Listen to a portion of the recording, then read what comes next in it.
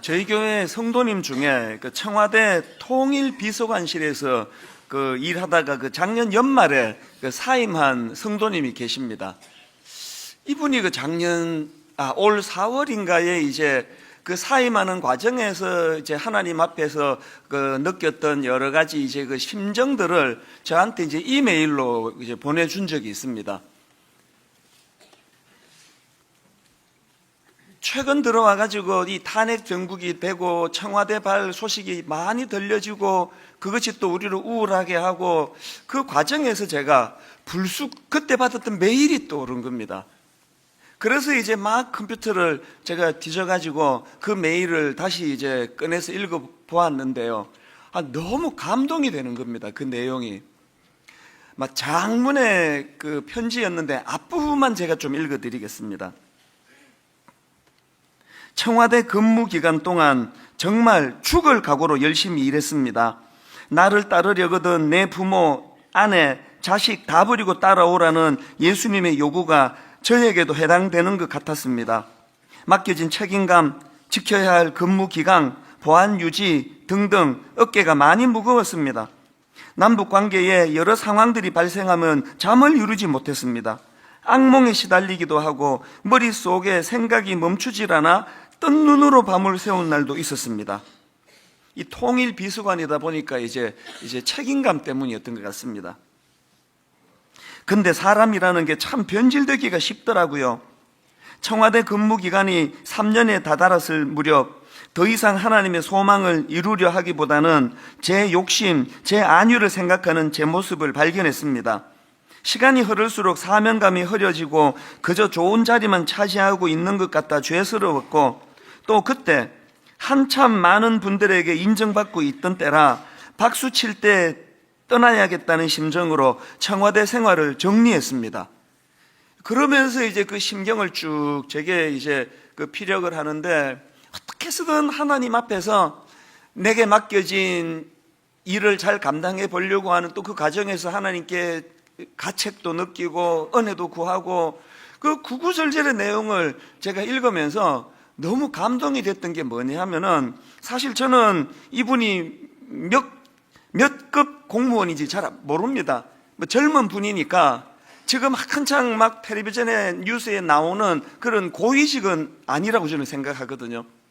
그러면서 제가 너무 마음에 감동이 되는 게 뭐냐 하면은, 요 근래에 정말 막 너무 마음이 힘들었거든요.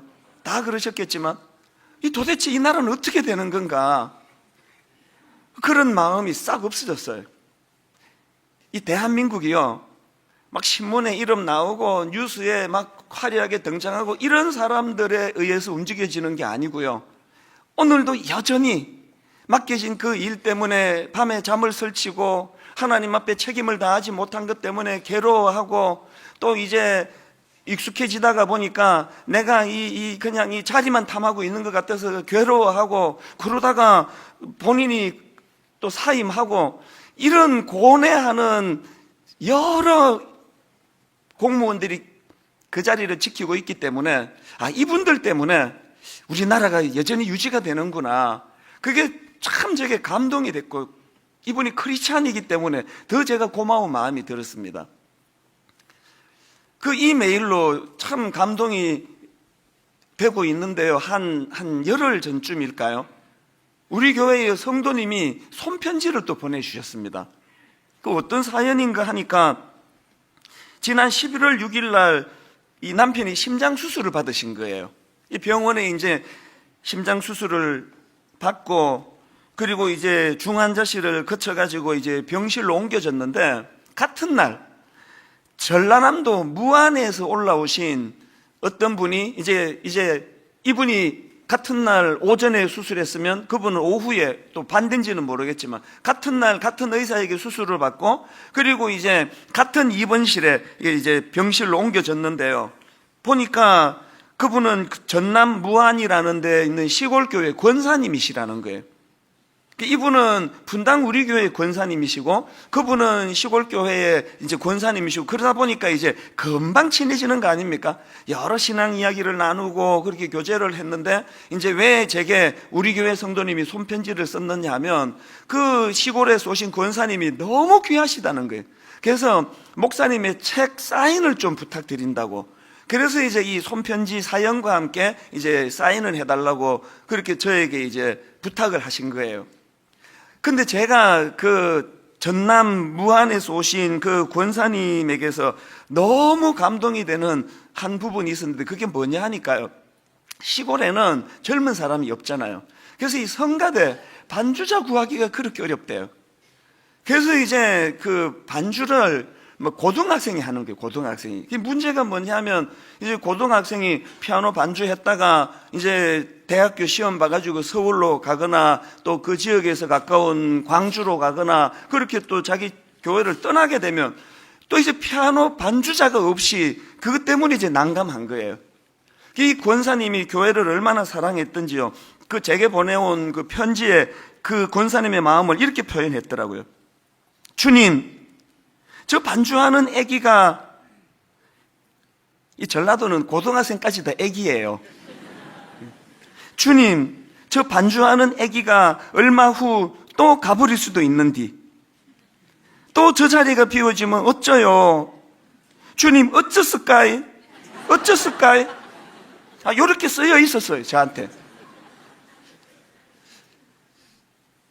제가 감동이 되는 게 이 권사님이요, 얼마나 하나님의 교회를 사랑하는지 그렇게 발을 동동 구르고 조금 또 이제 적응하려고 그러면 또 갚버리고 반주자가 없어가지고 이 권사님이요, 놀라운 결심을 한 거예요. 내가 저 자리에 가야 쓰겠다. 반주를 자기가 하겠다는 그 뜻 아닙니까? 그래가지고 이 권사님이요, 그 연세에 피아노 학원에 등록을 한 거예요. 그 레슨을 받기 시작했습니다. 그 시골 생활 좀 해보신 분은 다 아실 거예요. 그 농사, 일, 살림, 이게 얼마나 이게 그 빠듯한 생활입니까? 그 와중에 없는 시간 쪼개가지고 피아노 레슨을 받으니까 막 너무 힘든 거예요. 그래가지고 그 피아노 레슨을 받을 때마다 하나님께 이런 기도를 드렸답니다. 주님, 저는 시간이 없는 사람입니다. 제가 시간이 많아 취미로 배우는 게 아닌 거 아시지 않습니까?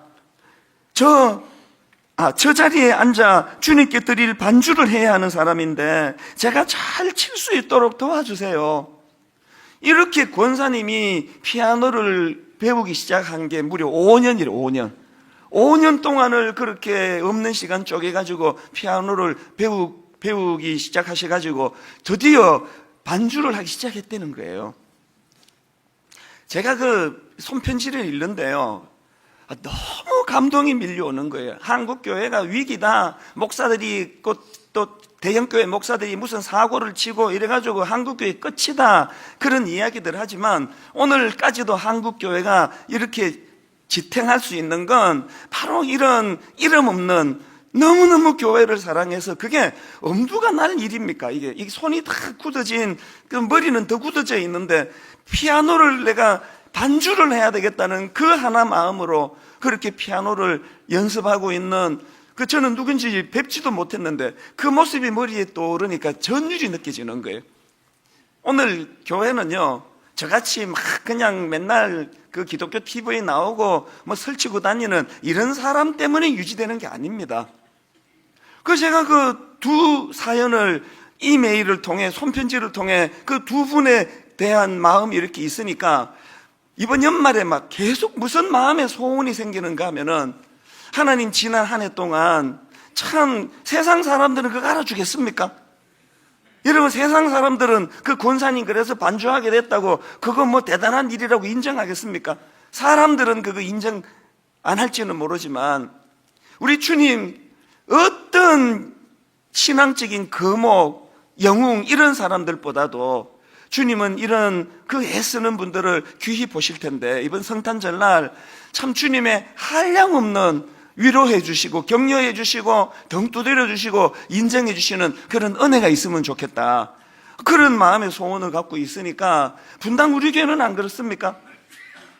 지난 14년 동안 정말 이름 드러나지 않는 곳에, 얼굴 알아주지 않는 그곳에서 눈물을 글썽이며 교회를 섬겨오신 어쩌스까이 그 발을 동동 구르는 그 권사님의 그 심정을 가지고 교회를 섬겨오신 많은 이름 없는 성도님들 때문에 오늘 이 교회가 이렇게 건재한 거 아니겠습니까?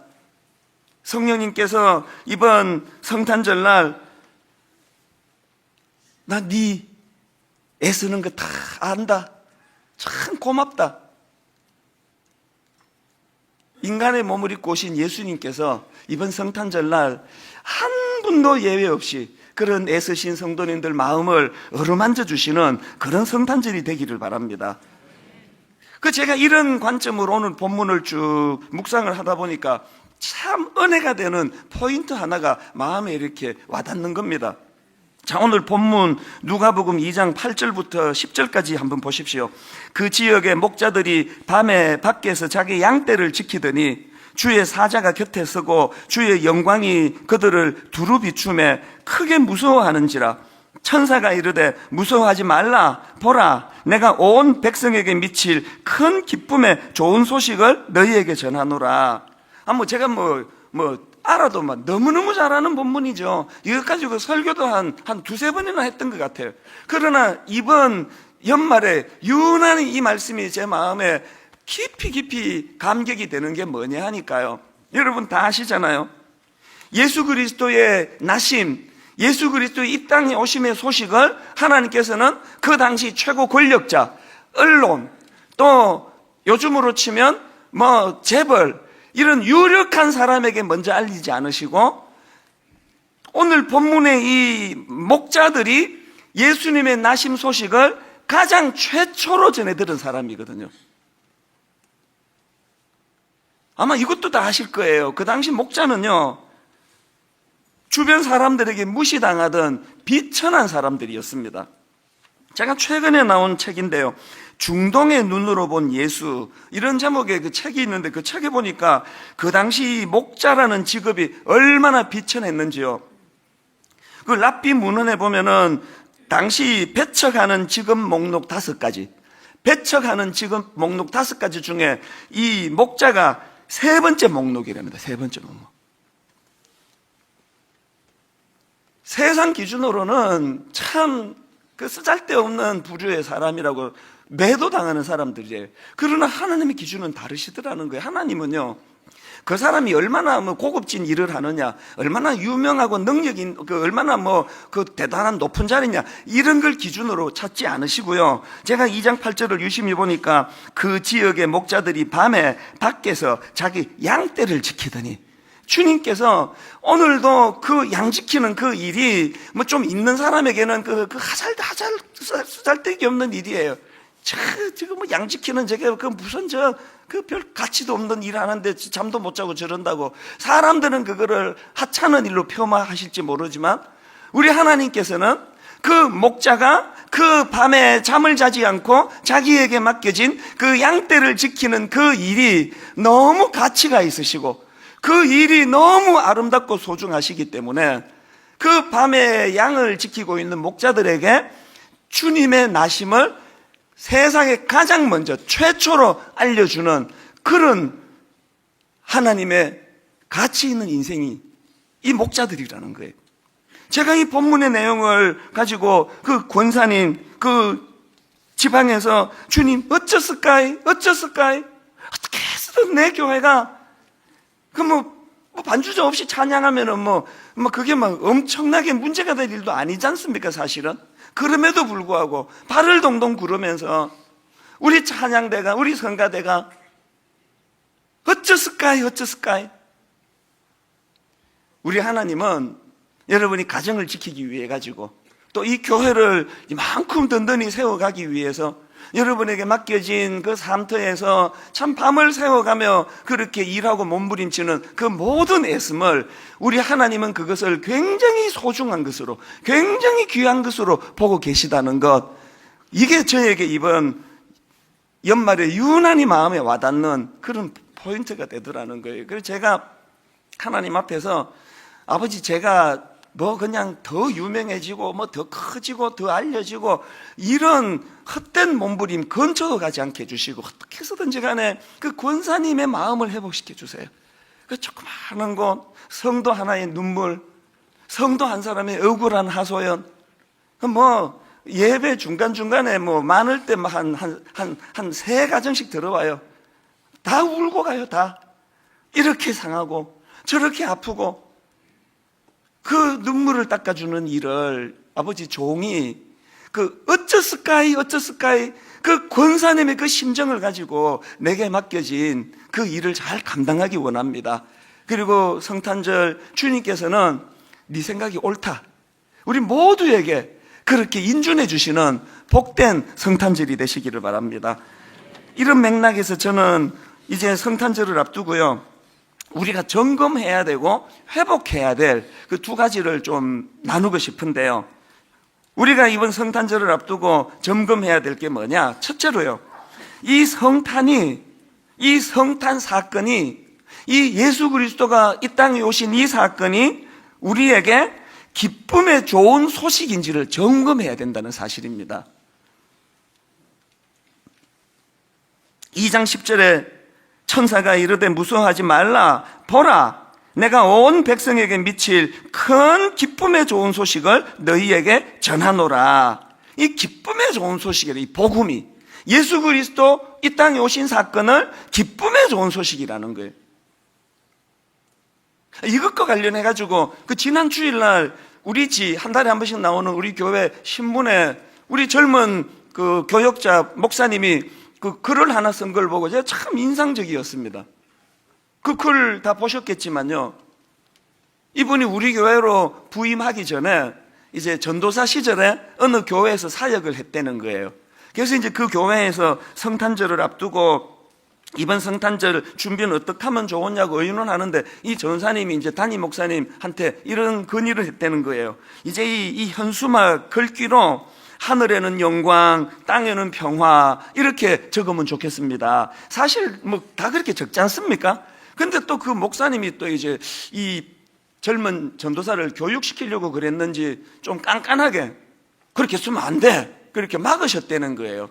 그러면서 그 성경에 뭐라고 적혀 있는지 좀 자세히 읽어보라고 그렇게 이제 따뜻하게 그렇게 권면을 하신 거예요.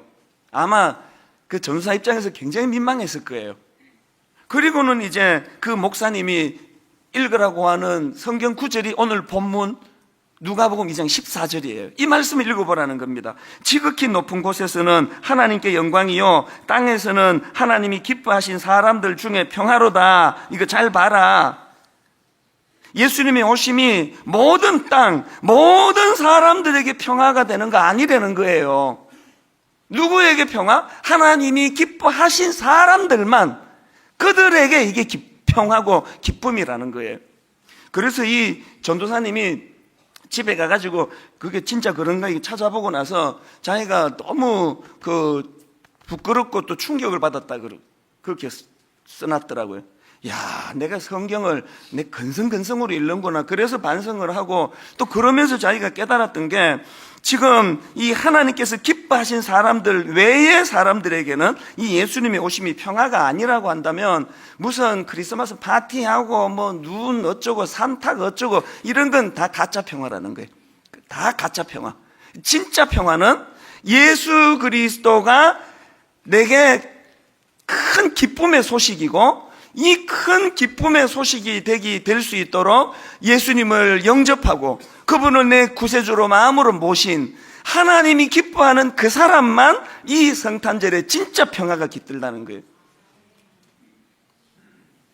여러분, 요한복음 3장 16절 17절 하나님이 세상을 이처럼 사랑하사 독생자를 주셨으니 이는 그를 믿는 자마다 멸망하지 않고 영생을 얻게 하려 하심이라. 하나님이 그 아들을 세상에 보내신 것은 세상을 심판하려 하심이 아니요 그로 말미암아 세상이 구원을 받게 하려 하심이라. 심판주로 우리를 멸망시키러 오신 분이 아니고 한 영혼이라도 더 구원하시기 위하여, 한 영혼이라도 새로운 생명을 부여해 주시기 위하여, 한 영혼이라도 현실에 절망하고 낙심하는 그 영혼들에게 큰 기쁨의 좋은 소식이 되시기 위하여 이 땅에 오신 예수 그리스도를 마음으로 그분을 영접하고, 그래서 우리가 그분의 오심이 내게 평화가 되고 기쁨이 되고 회복이 되는, 이게 크리스찬이 누리는 평화예요. 그 자꾸 성탄절날 눈 안 오나 그러지 마세요. 성탄절날 눈 오면 난 제일 힘들어요. 그 성도들 그 주차하는데 미끄러지면 또 사고 나고 그러니까. 그 성탄절날 눈 오는 거 바라지도 말고요. 애들한테 그냥 막 또 산타 선물 줬다 그러면서 막 그거를 막 생쇼를 하면서 애를 속이고, 그거 아주 나쁜 거예요. 오늘 부디 은혜 받으시고 집에 가서 무릎 꿇고 애들에게 정직하게 고백하세요. 이 사기꾼 기질이 있는 부모를 용서해라. 작년에 준 거는 산타가 아니고 나였다. 이게 크리스찬이에요. 그 산타의 존재를 애들에게 속이려고 너 왜 그렇게 애를 쓰는지 정말 이해가 안 돼요. 내가 이번 성탄절을 중심으로 점검해야 될 거, 내게는 복음이 자리 잡고 있는가? 내게는 복음이 능력인가? 내게는 복음이 그 사람들에게 멸시받고 손가락질 받고 참 열악한 그런 목자들에게 큰 기쁨의 소식이 되었던 것처럼 내게도 복음은 기쁨인가? 이걸 점검하는 성탄절 되시기를 바랍니다. 그런가 하면은 두 번째로 우리가 또 한 가지 성탄절날 해야 되는 게 뭐냐? 그 성탄이 기쁨의 좋은 소식이라면 그 사실을 주변에 전해야 한다는 겁니다. 주변에. 누가복음 2장 10절에 천사가 이르되 무서워하지 말라, 보라 내가 온 백성에게 미칠 큰 기쁨의 좋은 소식을 너희에게 전하노라.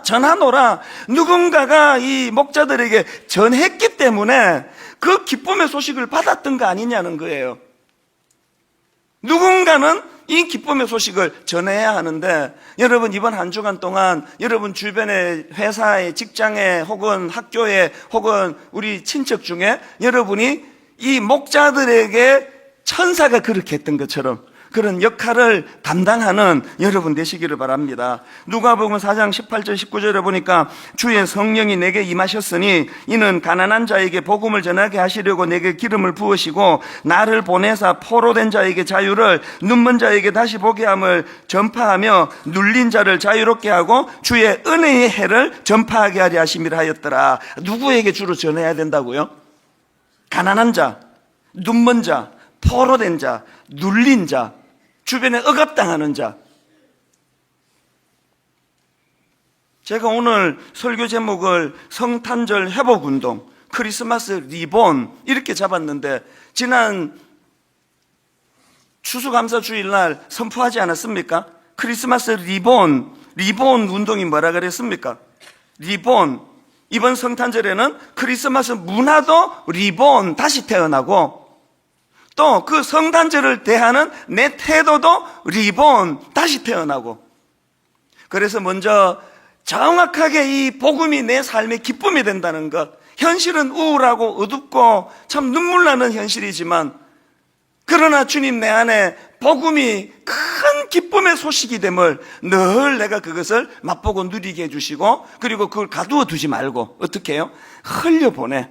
주변 사람에게, 여전히 가난하고 눈멀고 포로되고 눌린 자들에게 이 사실을 전해주는 그런 역할을 감당하기 원합니다. 이게 크리스마스 회복운동이에요.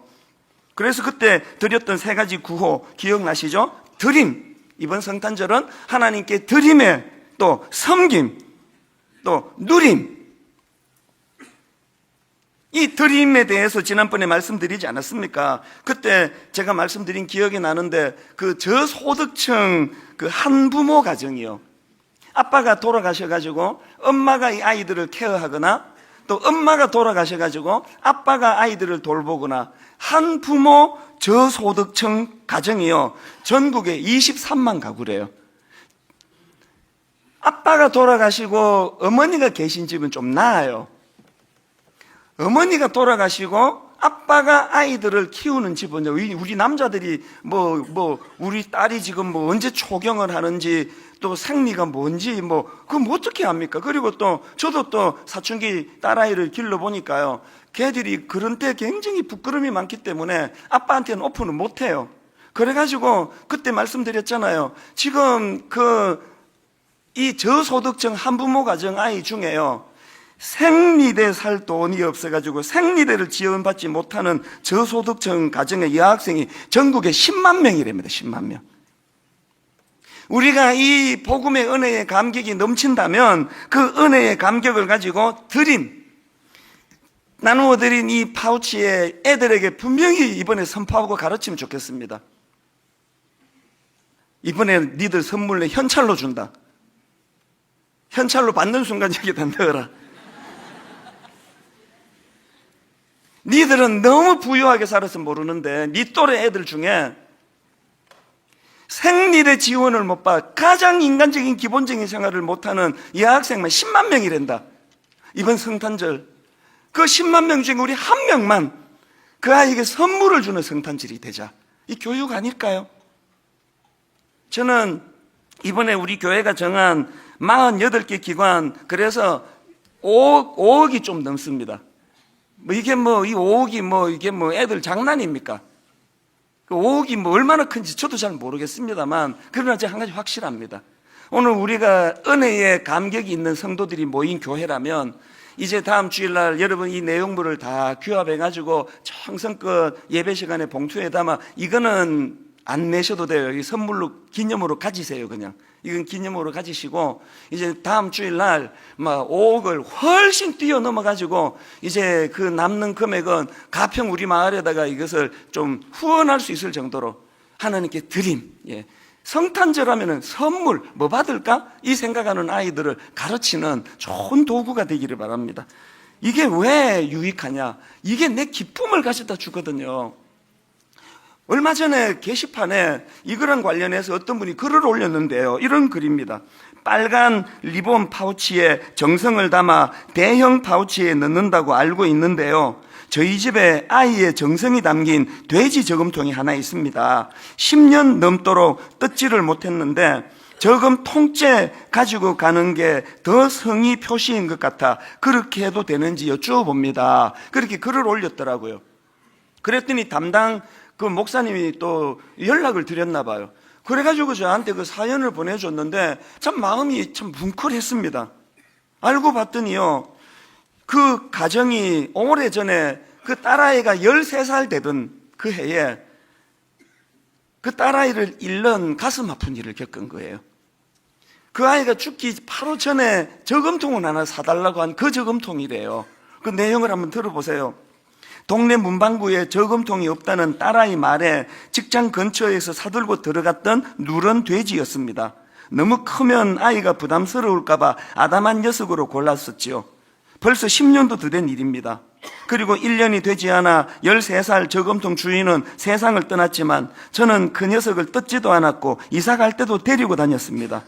주인이 먹이에 인색하지 않았는지 제법 묵직했습니다. 엄마 아빠 결혼 기념일까지 챙기던 딸아이였으니까요. 이 딸아이의 흔적이 남아있는 저금통을 손을 댈 수가 없은 거예요. 10년 더 되게 이 저금통을 갖고 있었는데 이번에 이 드림 크리스마스 리본 행사를 보면서 드디어 이제 이거 떠나보낼 때가 됐다. 그래서 의미가 있으니까 이걸 통째로 좀 드릴 수는 없습니까? 그 문의를 한 거예요. 제 마음이 뭉클했던 게 그분이 쓰신 문구에 이런 짧은 글이 하나 있더라고요. 그래도 50대인지라 눈물이 마르고 보니 웃음이 나오더군요. 여러분, 딸아이 먼저 보내고 평생의 마음에 묻어두고 있는 그 가슴 아픈 그 일이 하나님께 이렇게 드림이 되고 그것이 기쁨을 가져다 주는 도구가 된다고 한다면 이 진정한 크리스마스 아닐까요? 그런가 하면 두 번째 섬김이 뭡니까? 찾아가자는 거예요. 천사가 그 목자들을 찾아온 것처럼 우리가 찾아가자는 거예요. 그래서 이번에 35개 기관 이렇게 해드렸는데 그거 말고도 여러분들이 예전으로 치면 고아원, 양로원, 요즘에 그 복지시설 너무너무 많습니다. 소방서. 그리고 제가 꼭 권하고 싶은 건 미자립교회예요. 미자립. 여러분 집 앞에 있는 조그마한 교회에 큰 선물 아니라도 괜찮습니다. 조그마한 케이크 하나라도 갖고 가셔가지고 목사님, 사모님 참 주님 안에 얼마나 수고가 많으십니까?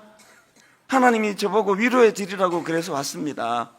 이게 섬김이에요. 섬김. 우리 청년부에서는 지금 베트남 교회 또 중국인 교회 그렇게 지금 이 열악한 외국인 교회들을 이번 성탄절날 방문할 계획을 가지고 너무너무 기쁘게 준비하고 있다는 거예요. 찾아가는 거예요. 찾아가는 거. 사실 제가 올해가 안식년이었습니다. 이제 한 주밖에 안 남았지만 제가 안식년을 이제 1년간 이제 원래는 이제 쓰기로 딱 마음을 먹고 이제 작년에 여러 가지 생각을 해서 안식년 때 뭐 하지?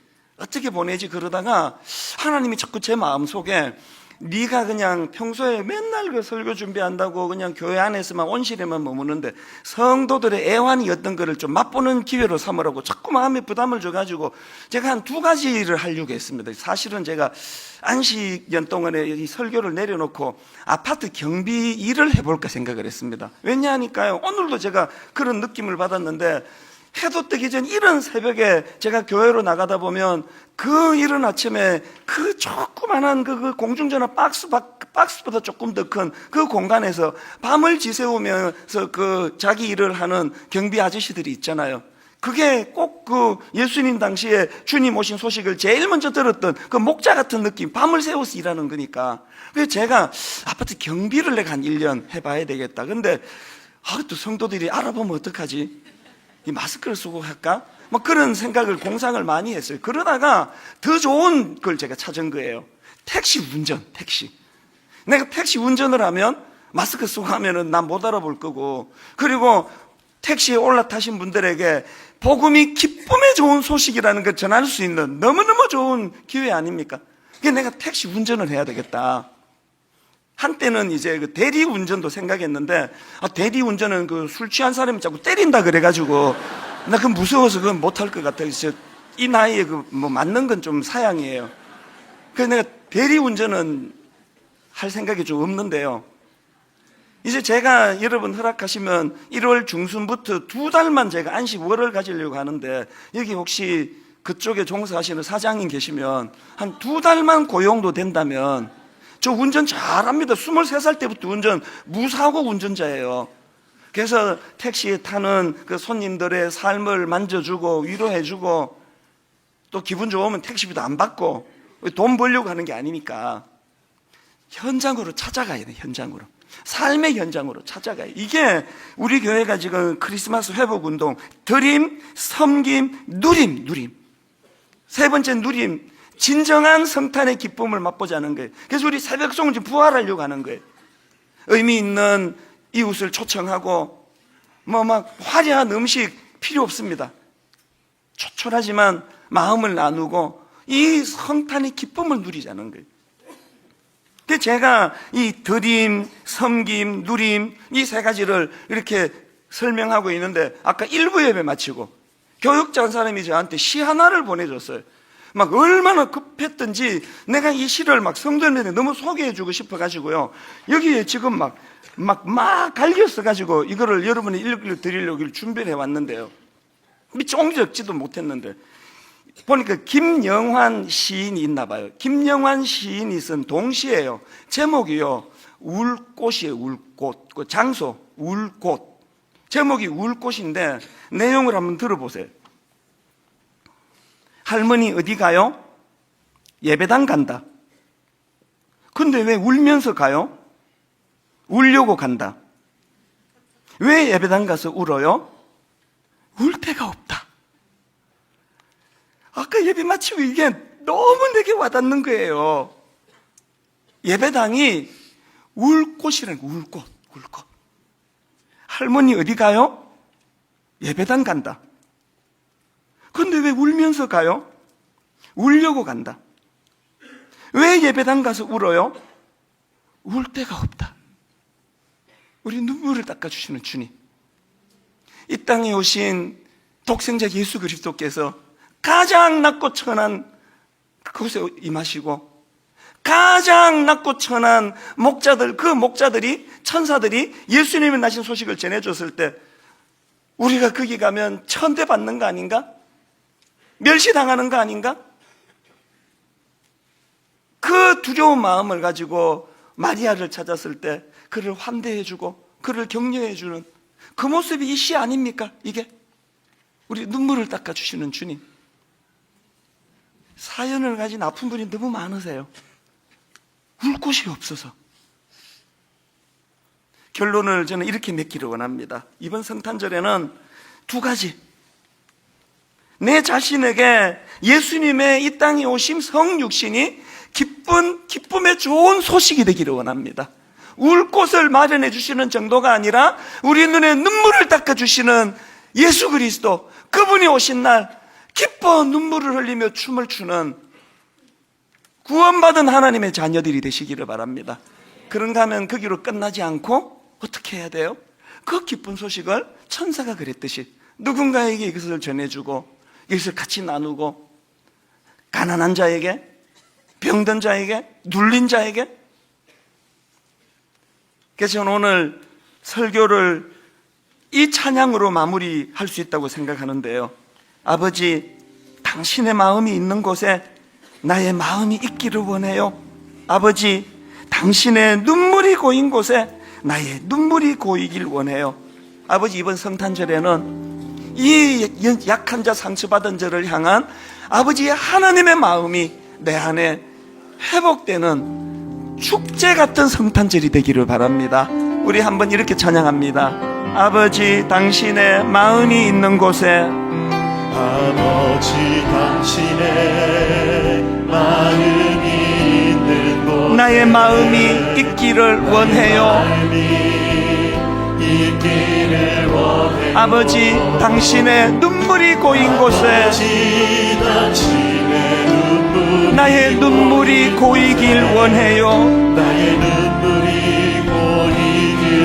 우리에게 소원이 있습니다. 아버지, 당신이 바라보는 영혼에게 나의 두 눈이 향하길 원해요. 아버지, 당신이 울고 있는 어두운 땅에 나의 두 발이 향하길 원해요. 나의 마음이 아버지의 마음을 알아 내 모든 뜻 아버지의 뜻이 될 수 있기를, 나의 온 몸이 아버지의 마음 알아 내 모든 삶 당신의 삶 되기를. 이거 한 번 더 부르기 전에 두 가지 점검해 보셔야 됩니다. 여러분, 영혼에게 이 예수님의 오심의 소식이 기쁨의 좋은 소식입니까? 하나님이 기뻐하는 자들만 평화가 임한다는 그 말씀이 있다면, 하나님 이번 성탄절날 막 엄청난 호텔에서 뷔페 식당에서 파티가 있어서 기다려지는 성탄절이 아니고, 날 구원해 주신 울 곳조차 없는 내 영혼에 눈물을 닦아주러 오신 그 주님이 계심으로 나는 주님만으로 이 성탄절이 너무너무 행복합니다. 그런가 하면은 그 감격을 가두어 두지 않고 이번 성탄절날 하나님 천사가 목자들에게 그랬던 것처럼 누군가에게 흘려보내주기를 원합니다.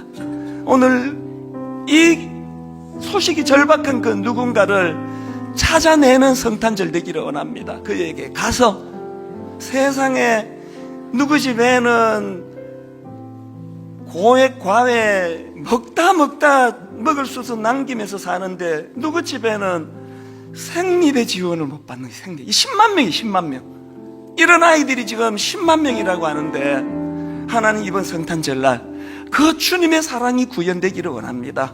그러기 위해서는 독생자 예수 그리스도를 보내주신 아버지의 마음을 내가 회복해야 될 텐데, 우리 한 번 더 이렇게 찬양하기 원합니다. 아버지, 당신의 마음이 있는 곳에, 아버지, 당신의 마음이 있는 곳에 나의 마음이 있기를 원해요. 있기를 원해요. 아버지, 당신의 눈물이 고인 곳에 당신의 눈물이 고인 나의 눈물이 고이길 원해요. 은혜 받은 자만이 할 수 있는 고백 아닙니까? 아버지, 당신이 바라보는 영혼에게 나의 두 눈이 향하길 원해요. 향하길 원해요. 아버지 당신이 울고 있는 어두운 땅에 당신이 울고 있는 어두운 나의 두 발이 향하길 원해요. 나의 마음이 아버지의 마음 알아. 내 모든 뜻 아버지의 뜻이 될 수 있기를. 나의 온 몸이 아버지의 마음 알아. 내 모든 삶 당신의 삶 되기를. 살아계신 하나님 아버지, 온 세상이 다 어두컴컴합니다. 온 세상이 다 절망입니다. 이 대한민국이라는 이 거대한 배는 이제 어디로 가는지 도대체 알 수가 없는 상황입니다. 두렵고 불안합니다. 눈으로 보여지는 이 땅의 통치자들은 하나같이 우리를 실망시키는데, 그래서 하나님 나라를 갈망하고, 그래서 하나님 다스리는 그 나라가 얼마나 소중한지를 자각하고 깨닫는 아름다운 계기가 아버지 이 연말에 일어나게 하여 주시기를 원합니다. 성탄절이 그저 파티하고 눈이 오고 선물 받고 그래서 즐거운 즐거움은 주님과 상관없는 즐거움입니다. 하나님이 기뻐하시는 자들만이 누리는 평화, 그 평화를 누리는 성탄절 되게 하여 주시옵소서.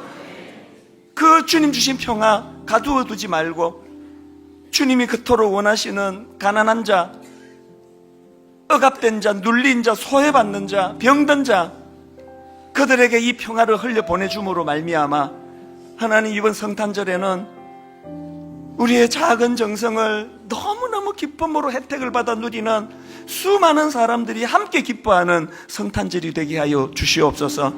오늘 그 청와대 이름 없는 그 공무원처럼 그 지방의 시골 교회 어쩌을까이 그 교회를 너무 사랑해서 마음을 다하여 교회를 헌신하는 수많은 주님의 신실한 일꾼들이 위로를 받고, 참 고맙다, 네 마음 내가 다 안다, 주님이 위로해 주시는 그런 성탄절이 되도록 은혜 내려 주시옵소서.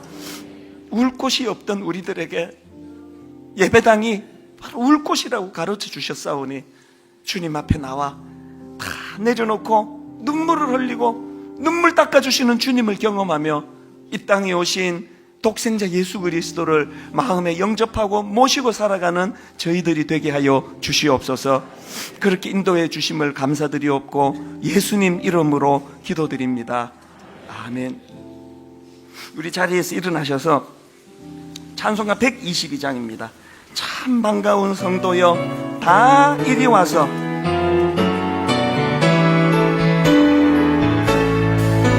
참 반가운 성도여 다 이리 와서 베들레헴 성 안에 다 저 부유에 누이신 저 부유에 누이신 아이를 보고 엎드려 절하세 엎드려 절하세 엎드려 절하세 구주나 저 천사여 저 천사여 찬송 높이 불러서 이 광활한 천지에 울리 주 하나님 앞에 주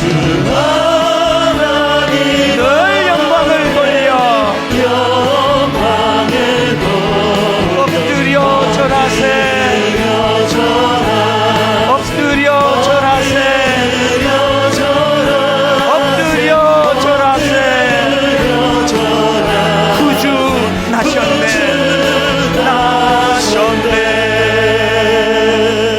하나님 이번 한 주간 한 주 내내 오신 주님을 기다리고 맞이하며 다음 주일 성탄의 축복 축제 같은 예배가 드려질 때까지 삶의 곳곳에서 주님의 향기를 드러내며 주님의 그 주신 샬롬 이 평안을 흘려보내주는 아름답고 복된 한 주간이 되도록 인도하여 주시옵소서.